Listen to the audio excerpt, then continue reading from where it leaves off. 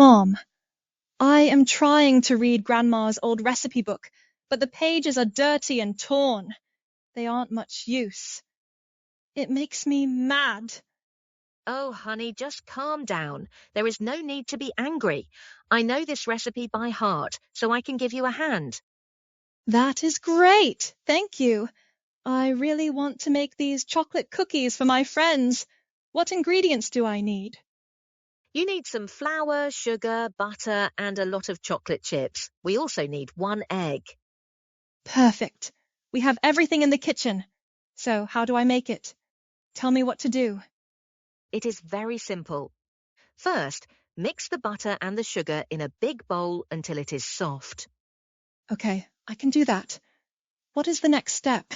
Then add the egg and the flour and mix it again. Finally, stir in the chocolate chips and put small balls of dough on the baking tray. Wow, that sounds really easy. How long does it take to make? I hope it's fast because I am already hungry. It takes only 10 minutes to prepare, and then we bake them for 12 minutes. We will eat very soon.